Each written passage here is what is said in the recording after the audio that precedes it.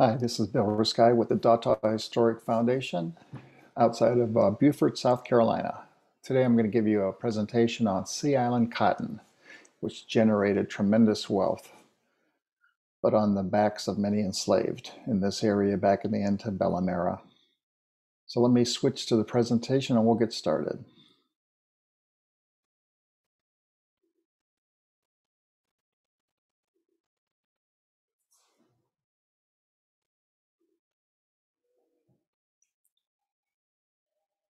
The flower you see there is from the species of cotton that Sea Island cotton was derived from, Gossypium barbadense. It's a hibiscus-like flower, very pretty. And Sea Island cotton was one of several types of cotton that were grown in South Carolina back before the Civil War. Um, that species, Gossypium barbadense, is the one that the very fine, the best cotton, Sea Island cotton, was derived from. But cotton was grown all over South Carolina. I'll try to make a distinction as I go through the presentation when I'm talking about cotton in South Carolina in general versus Sea Island cotton.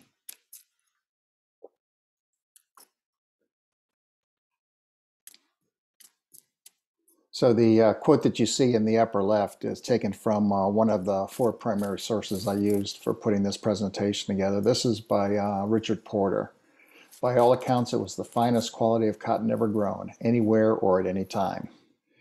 His book is just a wealth of knowledge on Sea Island cotton, although it's a difficult read because it's a lot of data and tables and not something you sit down and pleasantly stroll through in one evening by any means.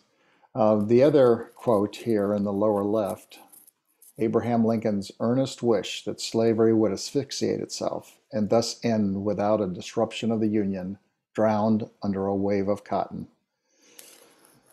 Absolutely a great statement. This comes from Jane Dataw, whose book gives you a completely different kind of perspective on cotton. It's called Cotton and Race in the Making of America. Another excellent source. The other two sources I used in general in this, and I have them listed at the end, but the Tomby book, Portrait of a Cotton Planter, that Rosengarten wrote about Tom B. Chaplin, who had was a Sea Island plantation owner, had a plantation on the let's see, it would be the north side of St. Helena Island. He was friends of the Sams family, who I'll show you more on in a minute. So I'm going to go through the who, what, when, where, and why, and how of Sea Island cotton. But the why tends to be the most interesting question and interesting answers to the questions, the why questions. I postulated 6 of these questions when I was putting this together, and I'll show them to you quickly here, and then I'll come back to them at the end of the presentation because I'll answer them along the way as we take this journey. So the first one is why did we have plantations? In particular, why on the Sea Islands? Secondly is why did the cotton require so much labor? And you'll see about that in a moment. Why was Sea Island cotton so valuable? There was in the 1800s when cotton was becoming very popular, there was a scale that was a grading scale that was created to decide on a fair price to pay the plantation owners, et cetera, et cetera. There's about 7 criteria. Sea Island cotton always came out on top in those criteria. Why did the best cotton grow in the Sea Islands? A couple reasons that will be kind of obvious to you, and one that's not so obvious. Isolation, kind of interesting. Why did people in the South believe cotton is king? It dominated the world in its day. And why did Sea Island cotton disappear? Of course, because of the boll weevil, but there were a bug, but there were a few other reasons. We'll get to those in a moment. First, I want to give you just a quick, if you're like me, I'm from Cleveland, Ohio originally, and if you're like me, I didn't grow up around farming and agriculture, so bear with me for those of you that may have grown up in that environment. But the Sea Island cotton it is grown from these black seeds that you see here at the top of the circle. It actually is a perennial. You can plant it once and it'll come back every year, but you know the weakens and the cotton quality kind of goes down if you do that. That's not the way it was grown around here. It flowers in the late summer. It likes having rain while it's turning, right after the seeds are planted and before it blooms. After that, for the rest of the season, you really don't want rain. It tends to ruin the cotton. This is what a cotton ball looks like when the ball is broken open and you see the lint. This is a field of it. This picture is from Columbia University, but they call this a good blow. When you wake up in the morning back in the antebellum era and you looked out in the fields and you saw something like this, it was called a good blow. And then all the slaves were sent out to pick the cotton before it got wet. And this is a typical Salem cotton bale of cotton. It was unique in its shape. It was actually a 7.5-foot tall cylinder, about 2.5 feet in diameter, burlap bag, and cotton was packed down into this. The ends were sewn up, and it was shipped this way. But that size, that shape, and height in this round kind of bale was unique to Salem cotton. You can see this one's label is from on James Island, which is up near Charleston. So let's begin our journey a bit here, talking about where this particular species came from. First and foremost, in the pre-Columbian days, wild cotton was grown in all over South America, and the strain that eventually ended up here, Peru and Ecuador. West of the Andes Mountains. It was kind of what was called a dooryard cotton, you know, it would be planted outside of homes and rustic homes in the day, of course. And we know this because there was a famous explorer that wrote about seeing this very fine cotton when he was down in this area many, many years ago. His name was Christopher Columbus. Fast forward a few hundred years, the seeds that ended up in the British colonies of North America ended up coming from Antigua. This is the place that the cotton was grown by the British through the islands of the West Indies and the Caribbean, but the seeds from Antigua were viewed as being the highest quality, and those were the ones that were actually sent in the late 1700s to Georgia and grown for the first time. And with a very short period, within a few years, William Elliott of Hilton Head Island grew the first commercial crop in South Carolina of what was to become known as Sea Island cotton. It was such high quality that it spread like wildfire, and it was very much in demand, and I'll explain why in a minute. But the punchline is the French Revolution. But by 1808, a short 20 years after it first arrived in South Carolina, all the land was bought up that could be bought up along the Sea Islands, from James, John, Wadman, Edisto, all the way down to Port Royal. And they were all planted with Sea Island cotton as the crop to grow because of the high market value that it had. And I'll talk more about what it displaced in a second here. Today, this particular species of cotton, although not the Sea Island cotton that used to exist here, but the species that it came from, is still grown all over the world, including in the southwestern United States and Egypt and other places, China, Uzbekistan, all kinds of places around the world it's grown. Now, one reason that this particular species on the Sea Islands became the best of the best is because of seed selection. And the guy that pioneered that is Kinsley Burden. There's several Kinsley Burdens, you know, grandfather, father, grandson. But the Burden line, they were very good at picking the best seeds. And one of the businesses they were in was selling Sea Island cotton seeds to others that were having a difficult time getting their Sea Island cotton to meet the criteria of the market scale that was being used in the day. I'm going to show you a couple timelines like this as we go from the 17th century up to the 20th century. But here's the first of three. There's kind of two threads in here. One is the people thread. So being on Dataw Island, the Sams family of South Carolina is who was on Dataw Island here, and I'm going to focus on them off and on during the presentation, but not exclusively. But from the point of view of Sam's family, Bonham Sams is was the first immigrant, came over from England in the late 17th century, forced out by the conflicts over there, etc. Within a few short generations, his family was doing well. His son, Captain Robert Sams, is famous up in the Seabrook area south of Charleston, Wadmalaw Island area. There's several bodies of water, inlets, and et cetera, that are named after him. He was a big planter of indigo when it became popular in the mid 1700s. His son, a relative of his, Nathan Barnwell, I should say a relative of William Sams, it was an uncle of William Sams, was the biggest indigo planter in Beaufort County. And William Sams, who was the grandson of Bonham, he bought Dataw Island in 1783 at the end of the American Revolution. He had been living up in Wadmalaw, Charleston area and was viewed as too much of a patriot and needed a new, fresh start. So he bought the island from a cousin and moved down here. Um, we have, as I mentioned, indigo that was a crop that was grown on the Sea Islands for a short period of time. But then you had the American Revolution, which kind of ruined the market for it because we were selling the indigo to the British for dyeing their naval uniforms. Um, so as that was happening and that market was collapsing, Sea Island cotton, fine cotton, was arriving on the Sea Islands, and it just took off by like gangbusters. More about that in a moment. So let me step back for a second and talk British rule for a minute. Remember that in the 1600s, what was happening is you had Britain, France, and Spain that were kind of vying for territory in North America.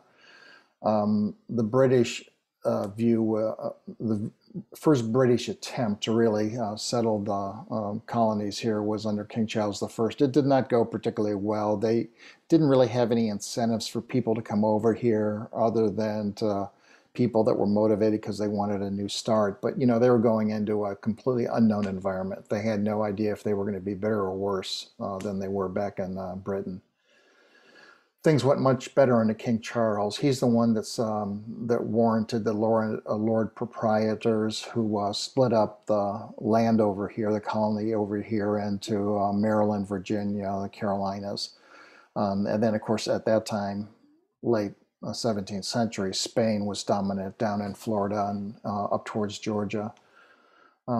So the proprietors became the focus of settling the Carolinas at the time.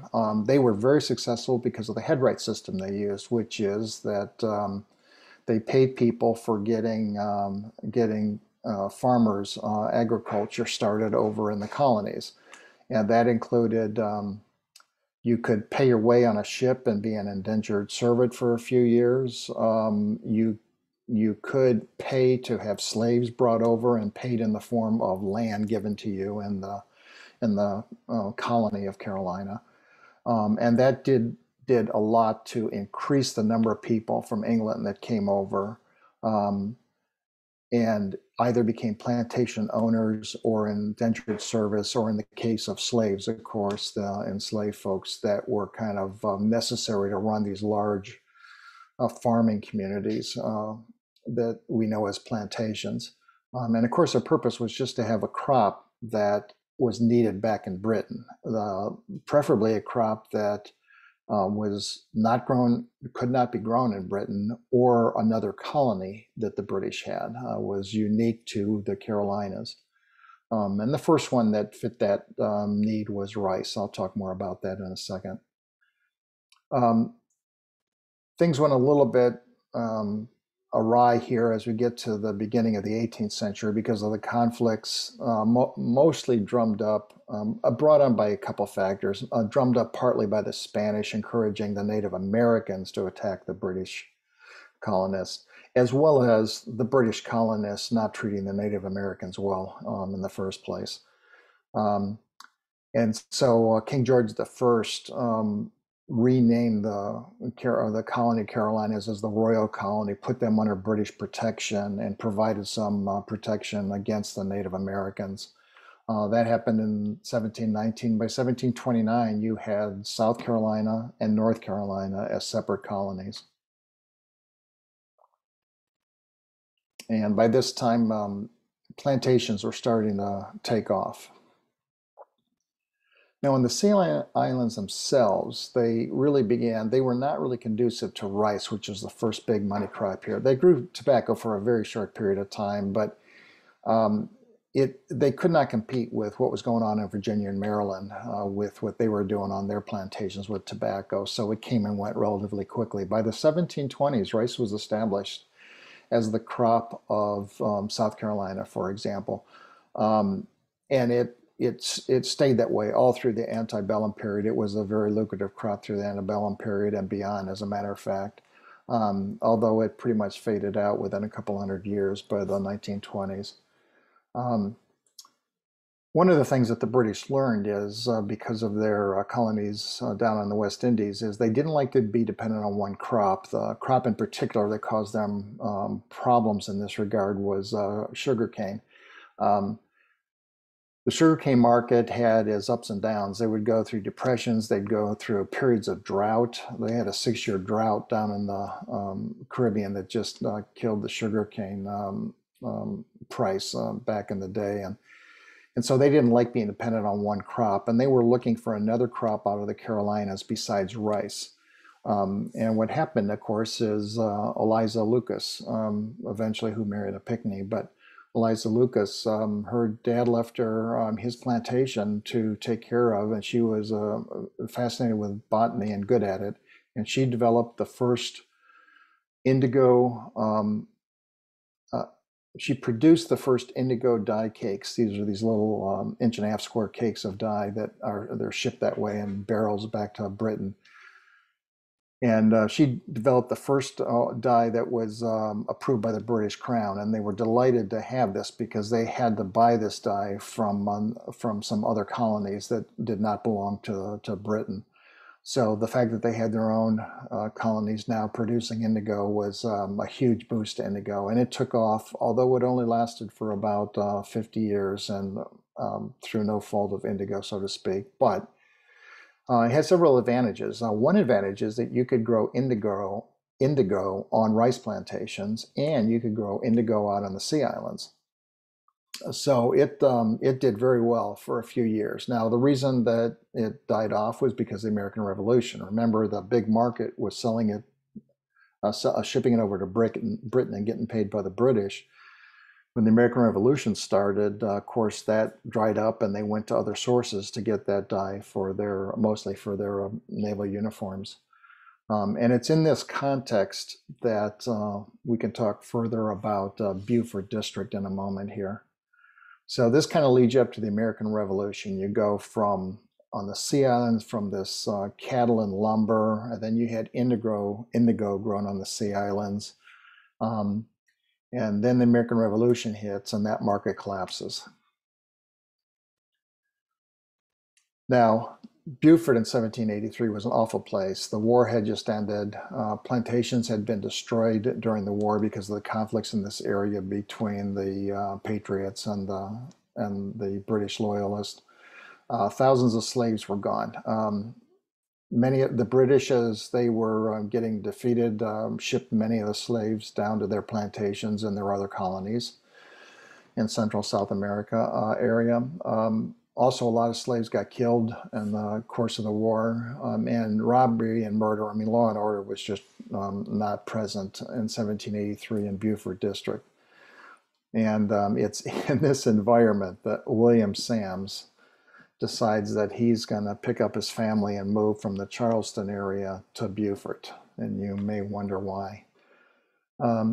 First of all, a quick word on who he was. So I mentioned to you Bonham Sams. Here you see in the upper left, he immigrated to the the British colonies in Charleston area back in the late 1600s. So did John Barnwell, who's the other grandfather on his mother's side of William Sams.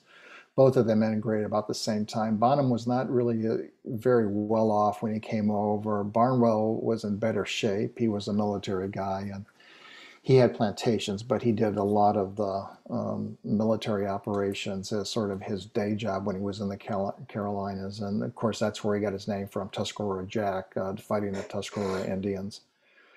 We have Robert Sams, who I mentioned to you, was up on Wadmalaw Island, which is where William was born. And several remnants of him still exist up there in the name of waterways and stuff. William's mother was Bridget Barnwell. He married Elizabeth Heck. She had a long line in the Beaufort district. Her other side of her family, her mother's side, was Elizabeth Stanyard.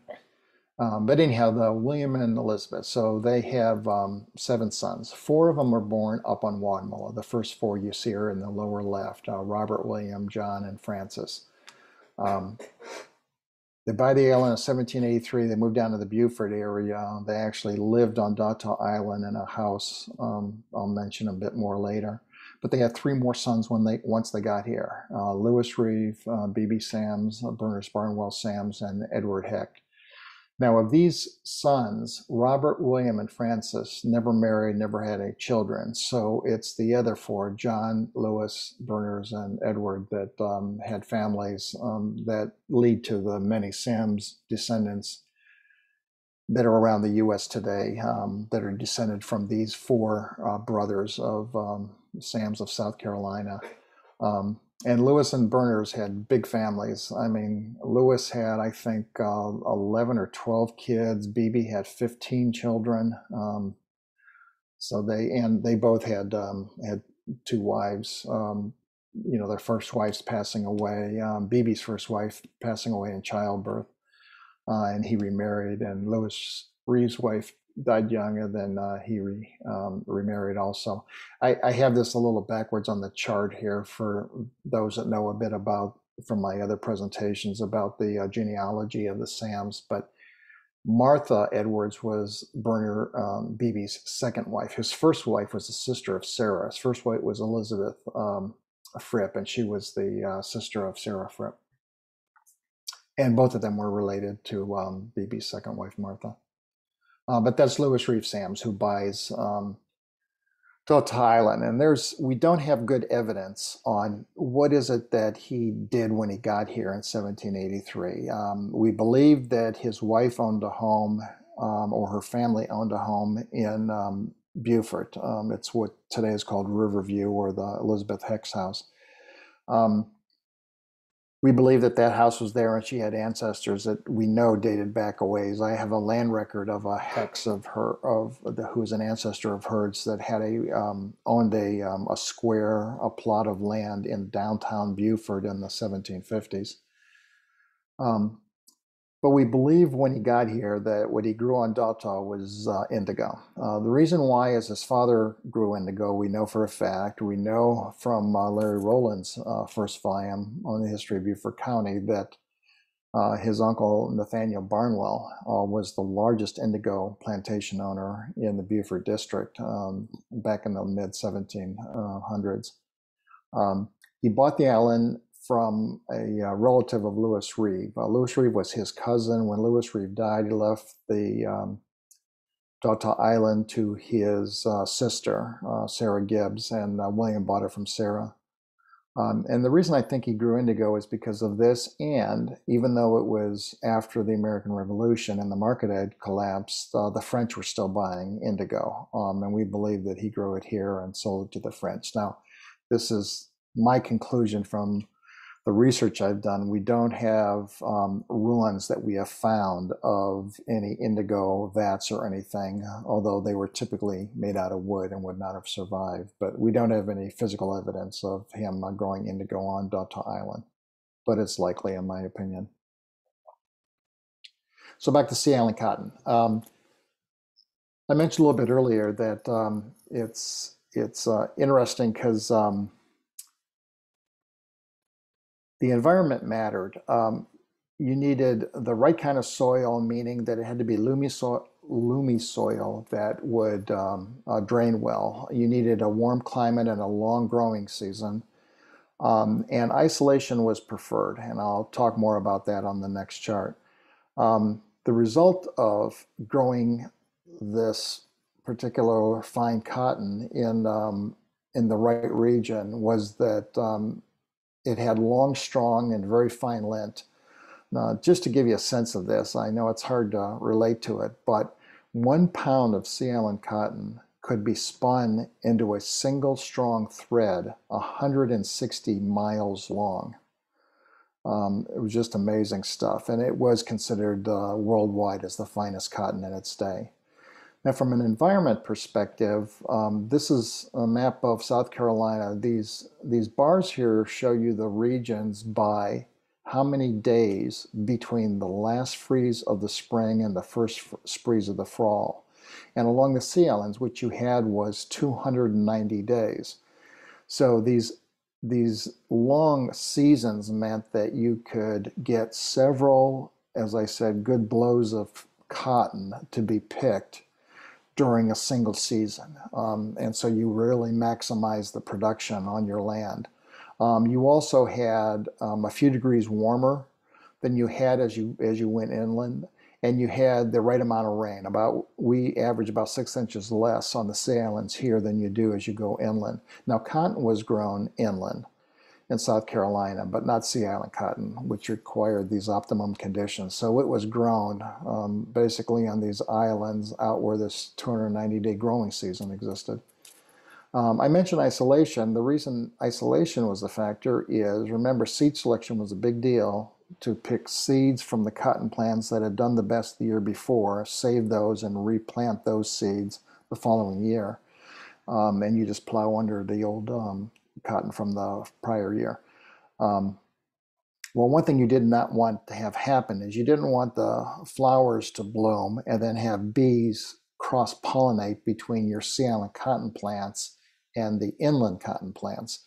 And because we tended to be a few miles from the inland, that tended to limit this amount of cross-pollination, which of course reduced the quality of the cotton.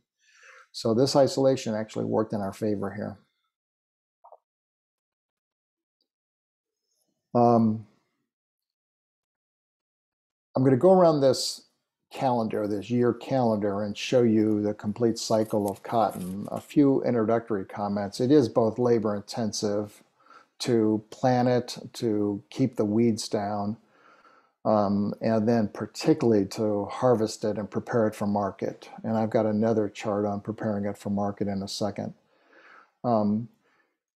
One question that was asked in an earlier presentation I gave when I gave this presentation was, so how many pounds of cotton per acre were actually produced of Sea Island cotton? And the answer is somewhere in the order of 300 to 400 pounds of Sea Island cotton per acre could be produced in the Sea Islands.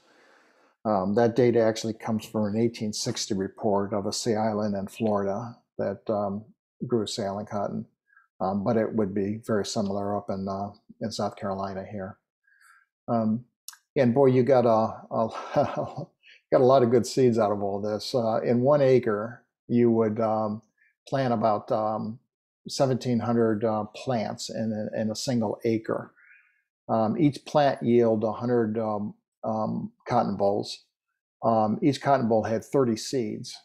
So when you take 3,000 seeds per plant times 1,700 plants, you got a lot of seeds per acre, which is why they could afford to be selective if they kept track of what plants did the best. The Sea Island cotton, as much cotton in its day, was done as an annual, not a perennial.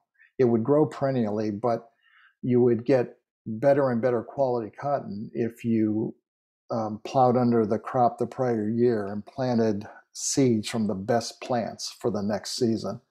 And that's what they did all up and down the Sea Islands here. Weeds were your enemy, so a lot of hoeing, watching the fields as the plants were young and growing. And what you wanted was spring rain, not summer rain. And you never pick cotton when it was wet. Water and cotton don't mix. You wanted to avoid that. So come the late spring, you're hoeing the fields, you add pluff mud to add some nutrients to the fields, and you form ridges that are 5 feet apart. Ridges so that you can plant the seeds on top of the ridge, and when the rains come, it would provide water for the roots, but the water would then drain down into the troughs between the ridges, so the plants wouldn't be sitting in too much wet soil. And of course, we have very sandy, loamy soil here in the Stay Islands. Um, they would start to watch the plants and they would thin the plants out, eventually getting to the point that you had one plant every 5 feet along these ridges. And that's because the plants grow to be about 8 feet tall and you don't want them too close together so you have easy access to the cotton when it comes out. So this whole period for nearly half the year was hoeing to get rid of weeds and then thinning the plants out. And by the time you got to summer, you did not want rain. You just wanted sun. Late in the summer, the flowers would come out. Soon after, you'd start to get your first good blow of cotton bolls. And this actually would get repeated about 12 times from October to December. You know, the different plants blooming at different times with some variation and stuff. But every time you wake up and you had a good blow, where a lot of cotton bolls were out, it was all hands on deck to pick the cotton. And I'll talk about how it was processed in another minute. So market preparation was what was done as you got past Christmas to January. And then you packed it into those bales of cotton, which I mentioned, 7.5 feet tall, 2.5 feet wide, weighed about 333 pounds. They're put on flatbeds and they were floated on Dataw. They were floated from the Big Landing, which is the place on the lower southwest side of the island near Gleason's Landing today. It was called Mink Point or Big Landing. It does not exist anymore. And it was floated on flatbed boats. The cotton bales were from there up to Beaufort. From Beaufort, they were shipped to Charleston, from Charleston to New York City, from New York City to Liverpool, England. Liverpool, England was the big market for Sea Island cotton. So let me talk a little bit about market preparation here.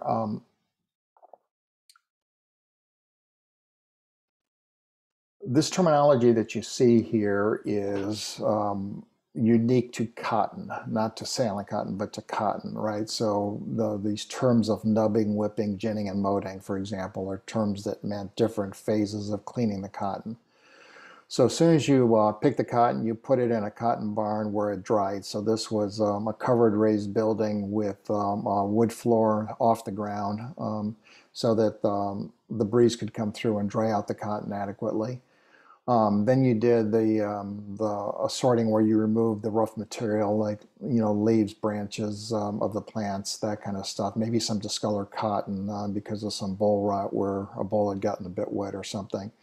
Then you did a whipping where you got rid of a lot of the remaining foreign material, sand, etc. And now you are ready for ginning. So you have relatively clean cotton, but it has seeds in it, and you got to get rid of the seeds. So to remove the seeds from the cotton fiber, you could do it by hand, which is what was done for many, many years here. But you know, it's very inefficient, right? About 1 pound a day per person is what you could expect. They did invent some ginning machines, engines, ginning engines that would get rid of the seeds that were hand driven. And then they finally got to a McCarthy gin, which was the most successful for Sea Island cotton. Now, Sea Island cotton could not use the Eli Whitney gin that was invented in the late 1700s because it was too rough on the cotton fibers. It would just tear the fibers and ruin the cotton. So of the many, many gins that were invented during this period, it was the McCarthy gin that was used with some success on Sea Island cotton.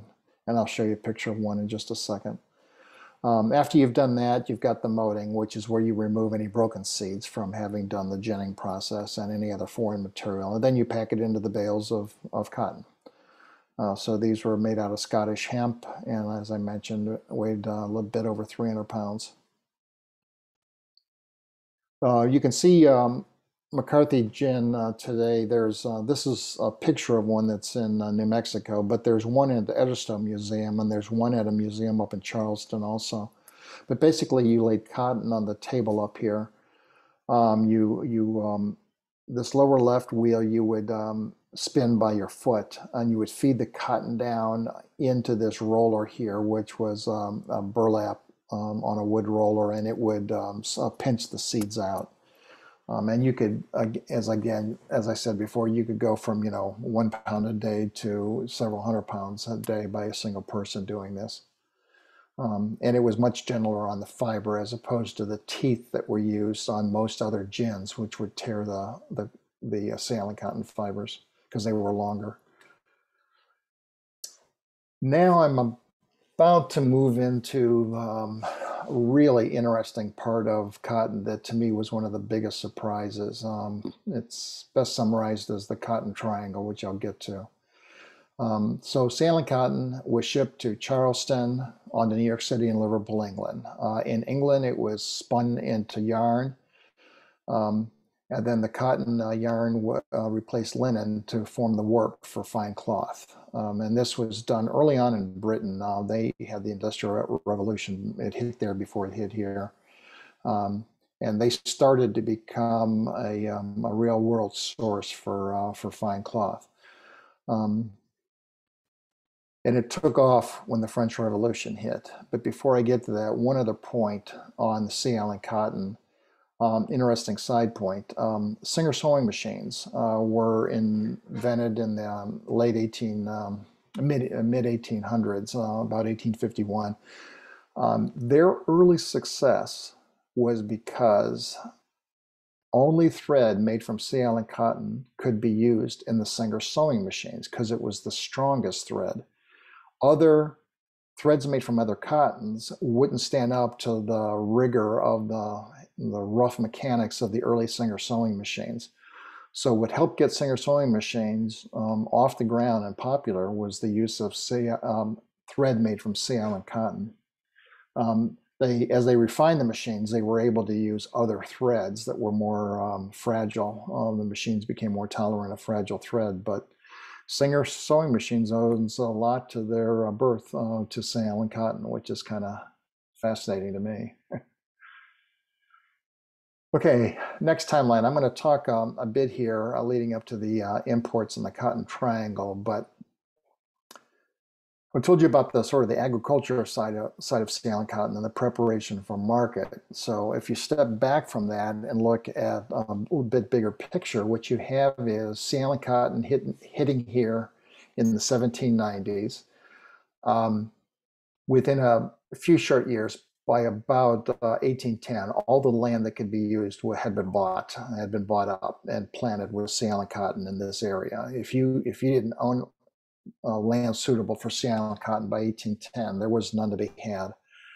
There was a bit of a depression that hit in the 1820s, partly a fallout of the War of 1812 with Britain and partly just other market conditions.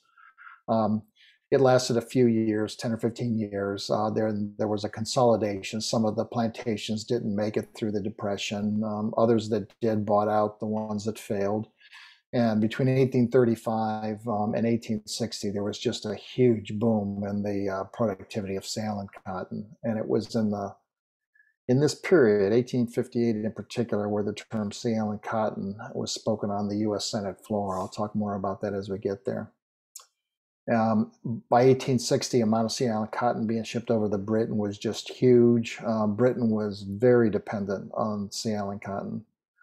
More on that in a minute. And cotton in general from the U.S.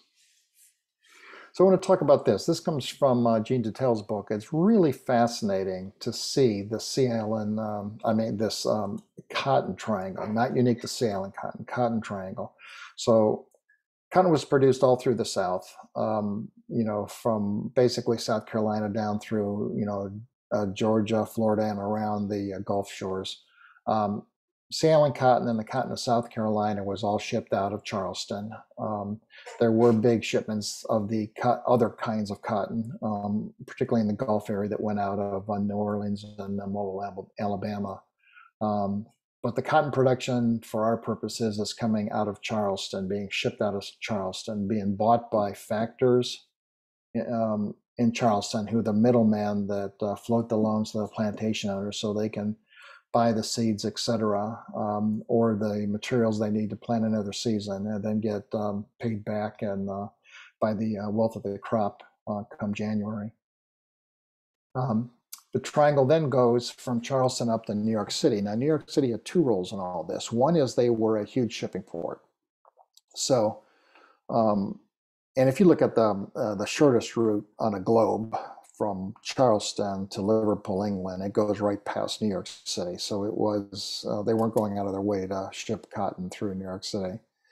Um, Also, New York was the financial center. I'll get back to that in just a second. It was shipped to Liverpool, England, and then the cotton was taken by land to Lancashire, England, which was the center of the textile industry. And the textile industry, come mid 1800s, was huge in England.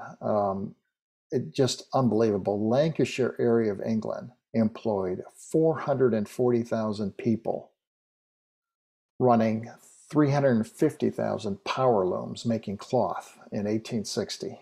I mean, the demand for cotton textiles was just through the roof, largely driven by the French Revolution, because before the French Revolution, you had a bunch of folks who could not afford any kind of fine clothing, and you had a few folks who were the royalty that could.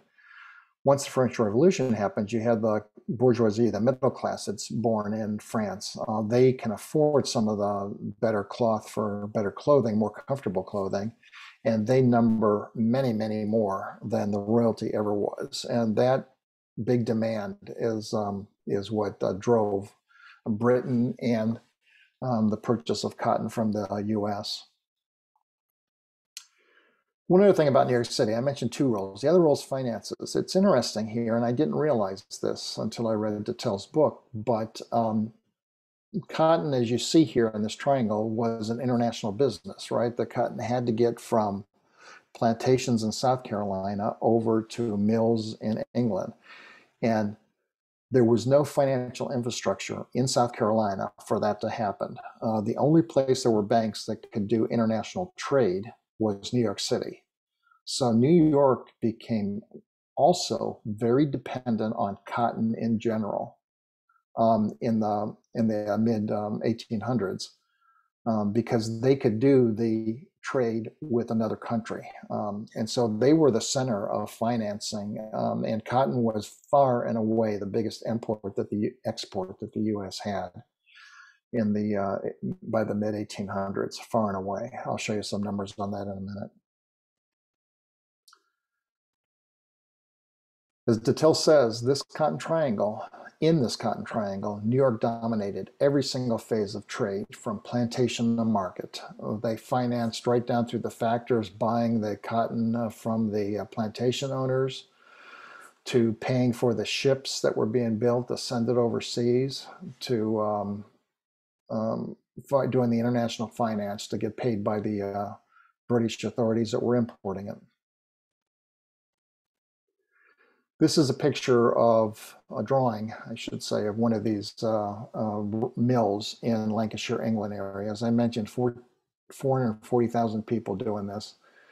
And what you have here is these multi-story brick buildings. They have these axles running through near the ceiling with these drums on them. These belts are driving these looms. And outside the building, you have water or other mechanized sources. At some point, steam came into play, that are turning these axles and therefore powering these looms. So this was a huge, huge operation for the British. Now I'm going to get into a little bit about where the plantations were, right down to the Sams. So these are the Sea Islands of South Carolina that you see here. Charleston is about right here. At the bottom of Charleston District. Then you have Colleton District and Beaufort District. Beaufort District effectively became Beaufort County after the Civil War. This blue star is Dataw. And what I've circled in red, these are the areas where Sea Island cotton was grown, up and down the Carolina coast here. It was the staple crop from about, oh my goodness, 1830 to 1860. Rice was still being grown inland and was very lucrative, but Sea Island cotton just dominated the wealth. So in the mid-1800s, about 25% of Southern families owned slaves. Only 1% of the slave owners owned more than 100 slaves, but that 1% included the Sams of Beaufort. In 1810, William Sams dies in 1798. He's buried here on Dataw Island, as well as his wife. She dies in 1810, a little after 1810. She dies about 1813, I believe. But in 1810 census, she has 141 slaves. The island is left to a couple sons. Lewis Reeve and B.B. Sams eventually divide the island up and take over Dataw Island. Lewis Reeves has the north side called Dataw Point, and B.B. Sams has the south side called Dataw Inlet. In 1850, Lewis Reeve owned 162 slaves. B.B. Sams owned 135. So they were well embedded in this 1%, the upper crust, and from the point of view of amount of property they had as measured by slaves. If you drill down from the map I showed you a moment ago to St. Helena Island, Dataw's up here in the upper right, and the two plantations of the two brothers were here. These were not their only plantations. The other plantations that they had were over on Ladies Island. Lewis Reeve Sams' oldest son, Dr. Lewis Reeve Sams Jr., he had plantations number 6, 7, and 17. You see circled here in red. These are on Palawana and St. Helena Island. This one over here, number 33, this is Thomas B. Chaplin. I mentioned earlier the Tom B. book was written about his plantation because he kept a diary for a good many years. So he provides some real insights into what it was like to try to survive as a plantation owner. He's one that lived sort of on the edge for most of his career.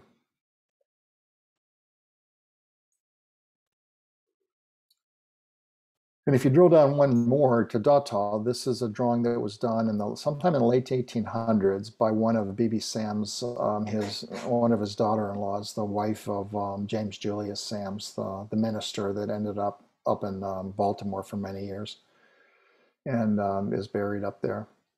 So it shows you the south end of Dataw up to the north end. Whoops, excuse me. Up to the north end. In the middle right here is where the ruins are of the B.B. Sams house, which is the background on my image at the beginning, and that you may see in your screen there.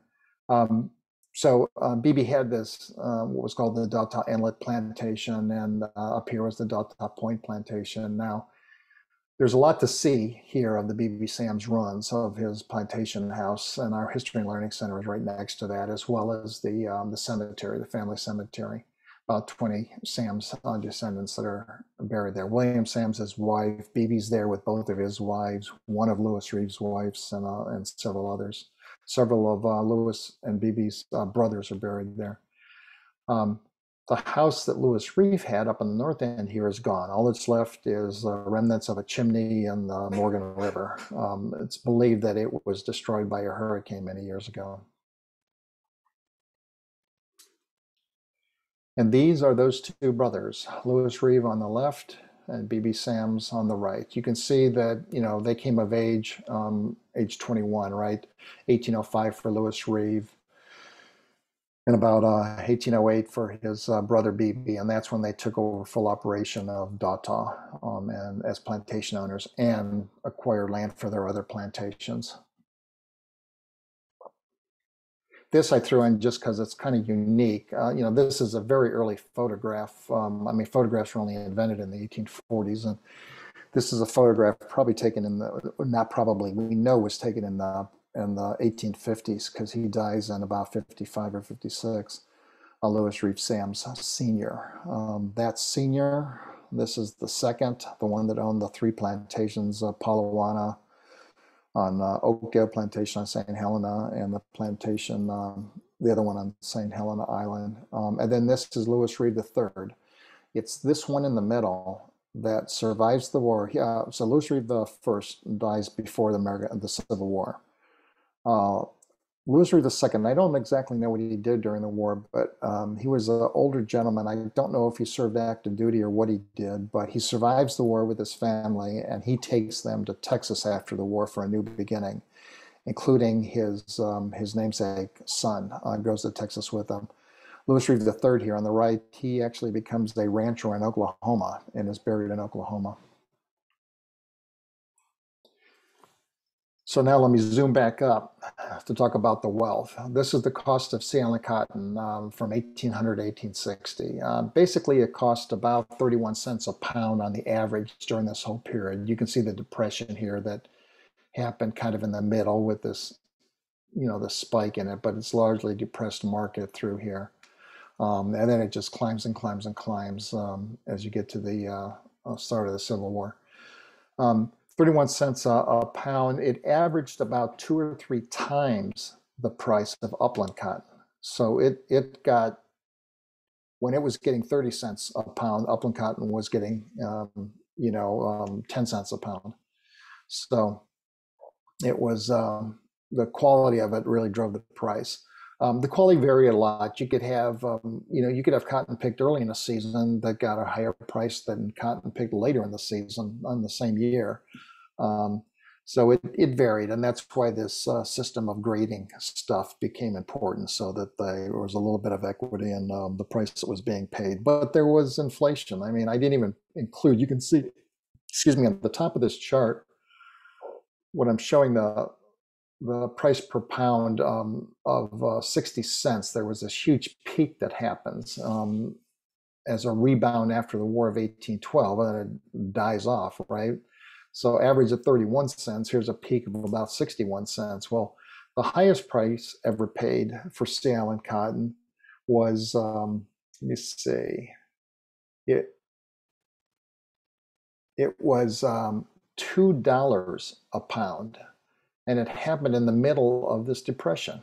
$2 a pound that a few bags were sold. Unbelievable. But you can see kind of where this is going now. Here's a picture where I've done some analysis on the data in the Porcher book. And what I've done is I've converted the then-year dollars that he has listed for how much cotton was shipped out of Charleston. And I've converted it all to 2018 dollars so that the prices are all the same, 2018 dollars that you see here during this whole 55-year period. The bottom underneath, the area underneath this curve here basically tells you for this 55-year period how much cotton was sea island cotton alone was shipped out of Charleston, and how much it was sold for. 500 million pounds of sea island cotton was shipped out of Charleston over this 55-year period, and it sold for $3.6 billion in 2018 dollars. $3.6 billion. I mean, the wealth is just off the charts. And then the Civil War comes. So in 1860, what you have is U.S. cotton, not just sea island, but U.S. cotton in general dominates the market. 2/3 of the cotton being used in the world in 1860 came from the U.S. And of course, that's all across the southern U.S. And it's in that context we start to get close to understanding why people would say cotton is king. One other data point to show you, I apologize for all the numbers on here, but by 1860, 88% of the cotton being imported by Britain is coming from the US, 88%. And the best of that is coming from the Sea Islands. And of course, what's going on during many of these years is the strife about the slavery, anti-slavery movements, and all the arguments that go on about whether it's justified or not justified, et cetera, et cetera. In 1855, there's a David Christie that publishes a book called Cotton is King. Doesn't really get a lot of publicity or anything, but in 1858, this gentleman that you see here, Senator Hammond, James Hammond, on the U.S. Senate floor, makes a speech where he says, "You dare not make war on cotton. No power on earth dares make war upon it. Cotton is king." And what was going on that day in 1858 was an argument about the expansion of the U.S., the Western states, and whether they were going to be allowed to have slaves or not. And those that argued in the North that that we can resolve this conflict without coming to arms. Hammond absolutely believed that, and the reason he believed it was because the predominance of U.S. exports and therefore national wealth was coming from cotton in the South being sold to Britain. And that's why many in the South believed, as Hammond did, that cotton is king, and the North would never take arms up against the South because of threatening the cotton wealth that the U.S. shared in, as you saw with New York City. Now, just to give you a sense of this, which is kind of amazing, I mentioned the Cotton Triangle and New York City's role in the finance side of it. Well, in Lincoln's second election to the presidency, of course, you're in the middle of the war when this happens, 1864, and all of the Union states, of course. I mean, Lincoln won that election, I think, with 40% of the popular vote, but that's because the South didn't vote for anybody, right? They were at war with the North. Everybody in the North voted for Lincoln to become president again, except for New York City. They voted against Lincoln, and it's clear now why. It's because Lincoln was a threat to the wealth that they had tied up in cotton in New York City.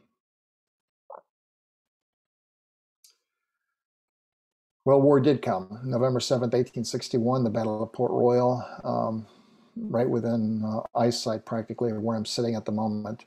This is a painting that was done some years later called DuPont's Bombardment of Port Royal. You remember Admiral DuPont led a flotilla of Union ships into Port Royal. There were forts on either side, Fort Walker on the Hilton Head side, Fort Beauregard on the Phillips Island on the north side. And these ships just went in an oval around Port Royal, and their guns could reach land. The guns on land could not reach the ships. And within a few hours, the battle was over. The North controlled this port and Hilton Head very quickly. Within a few weeks, they marched thousands of troops into Beaufort, and Beaufort at the very, very beginnings of the war became a hospital town under Union control, which in the long run ended up saving a lot of the architecture that we have here.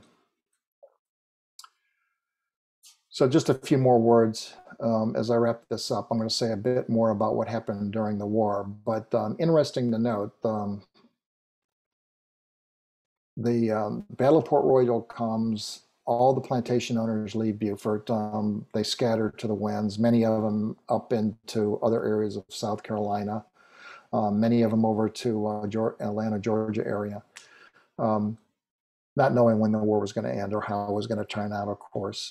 By 1880, vegetables have taken over cotton in terms of the #1 export from St. Helena Island. And as a matter of fact, the first cash crop that was viewed as a real moneymaker on St. Helena Island after cotton was largely wiped out by the results of the war was watermelons. Unbelievable.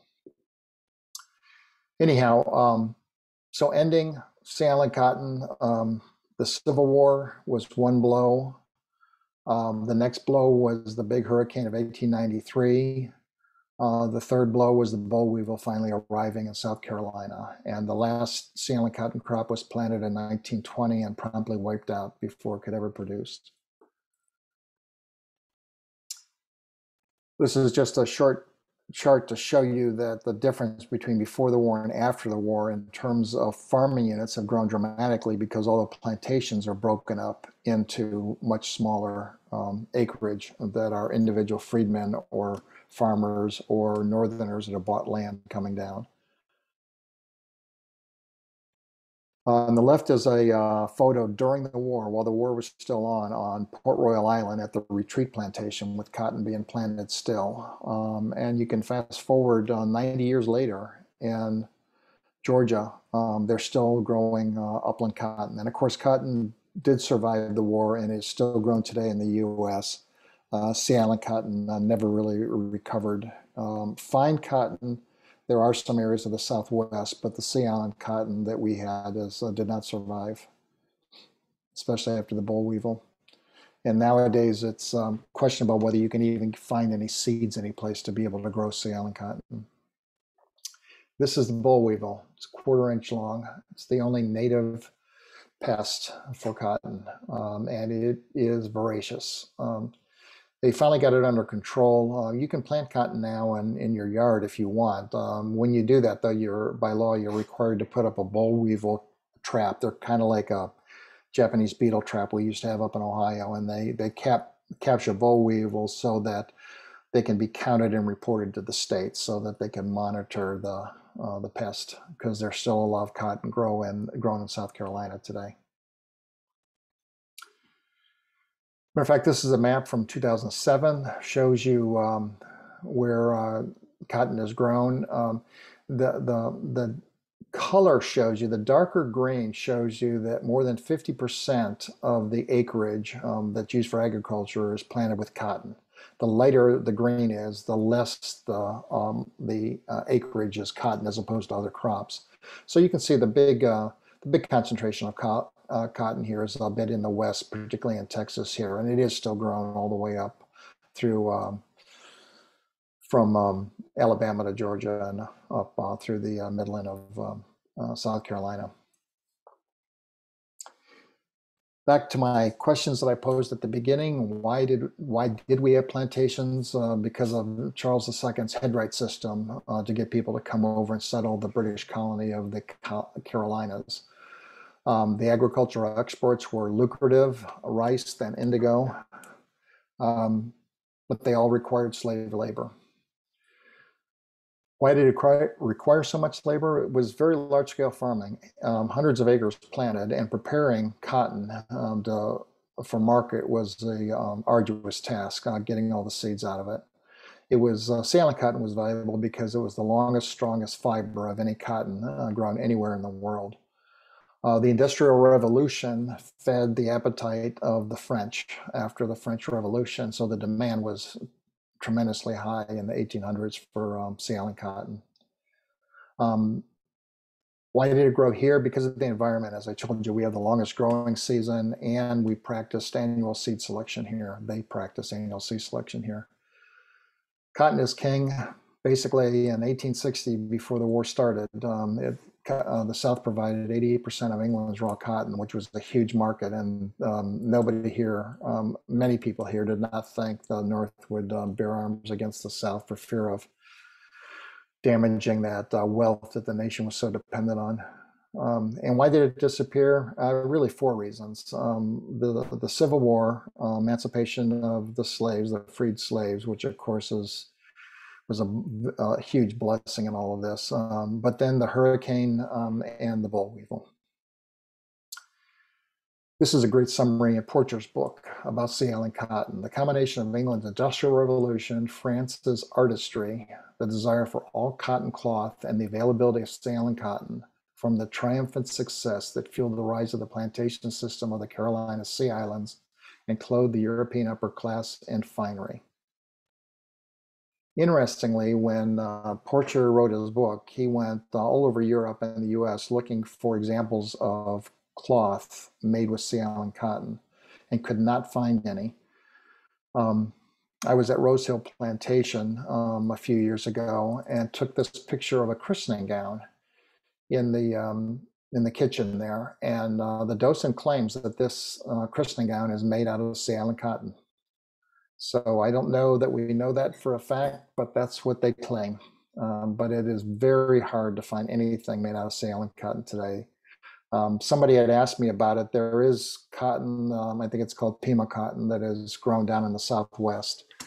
That is the closest thing to Sea Island cotton that you can buy today. It's quite expensive to buy clothing made from it.